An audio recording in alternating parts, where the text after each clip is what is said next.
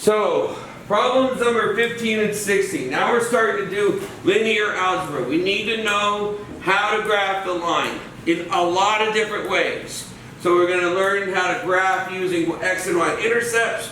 We're going to learn how to graph using just any kind of equation that they give me. Okay? And they might give us a point and a slope. They might give us 2 points. Alright? We're going to learn how to do all of these. Alright? So the first thing is there's 2 major ways that I teach how to graph lines. One, x and y intercept. Okay? X and y intercepts, once you solve those, you plug them in and there's a line. Okay, that's pretty easy. The other one, y equals mx plus b. This is your goddess equation. Okay? Everything we do besides x and y intercept, or solving for x and y intercept, we could do that here too. We could solve x and y intercepts here, so I'll do it 2 different ways. I will solve for y and have it in the y equals mx plus b form, and I will also plug in 2 values, 2 very important values, and that'll give us the x and y intercept. Okay? And you choose which way is fun for you. Alright? So let's do it. And this one's already given the x and y intercept. So if the x intercept is -2, right? That means that it is not -2, 0. The x intercept is -2. That means x is 0. No, yes it does mean x is -2, right? And y is 0. Okay, by the definition of the x-intercept, because it's crossing the x-axis. Okay? Now the other one, the y-intercept equals -1. That's given. Okay? And so we know that the y-intercept, if it's -1, that means it crosses the y-axis right there at -1. Okay? This one is at -2. Okay? So that means that this is going to be -1 for y and 0 will be x. Okay? And that's just definition of the y-intercept. Okay? And then once you have 2 points, you can draw a line. Okay?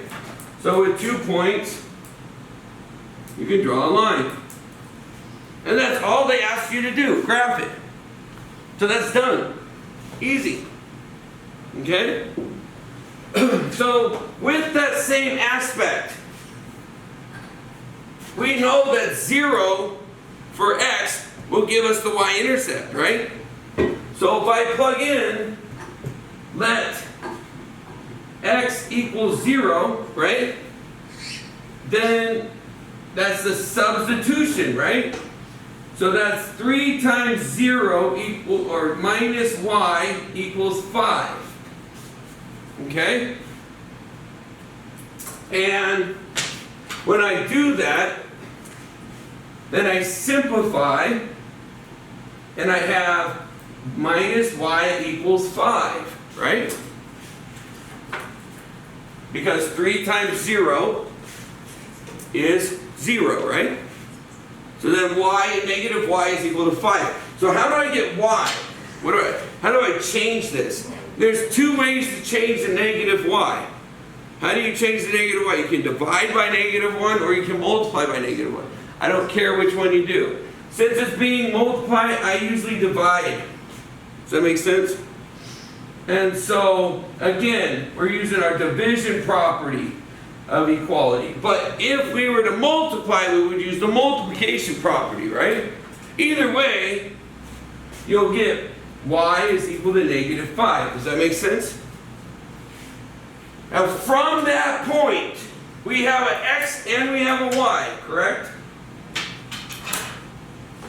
So we have x is what? 0. And y is -5. Definition of a point. And this is what we did in Algebra 1 just today. And so, I know that this is also what? My y-intercept. Okay? So I also know that this is the definition of the y-intercept. Okay? So that means that -5, 1, 2, 3, 4, 5, I have a point.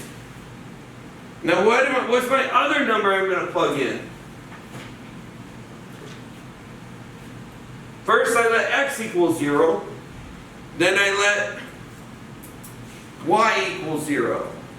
Now this one's really confusing because it's not going to come out nice.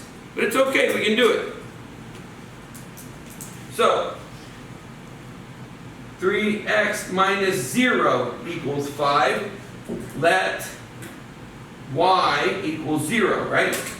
So substitution. That means that 3x is equal to 5. How do I solve that?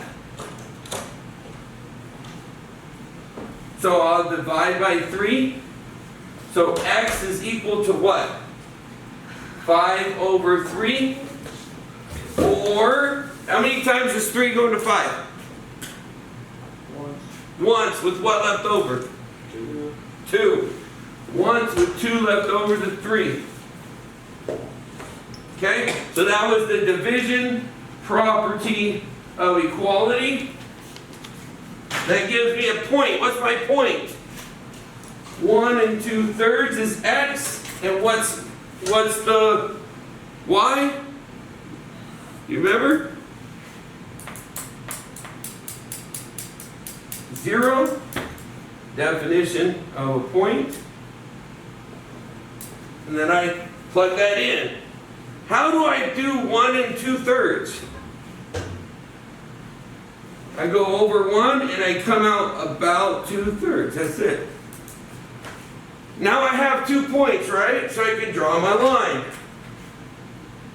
Now this is where it gets a little bit confusing for some students, right? It's like, wait a minute, that's kind of a weird line. Is there a better way you can do this? Right? And there actually is. There's another way. Not necessarily better. I mean, this got the job done, right? But another way you can do this is to set up 3x minus y equals 5. And remember, y equals mx plus b, right? So solve it for y. Okay? So this is given. And I'm going to move the x. So I'm going to subtract 3x, subtract 3x. So I get negative y is equal to negative 3x plus 5. That's a positive 5, right? Okay? And what did I do? Subtraction, property of equality. Then, I am going to get y to be positive. So divide by -1. But when I do that, everyone on the block has to get the paper. Not just one person. Everyone. -1 and -1. So that makes this a y. That makes this a 3x, correct? And that makes this a minus 5. Correct? Alright, now that is division property of equality. Now, definition of y equals mx plus b.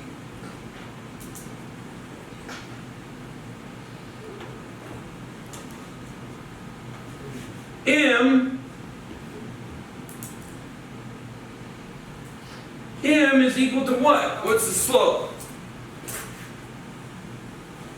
3 over 1. Okay? What is b?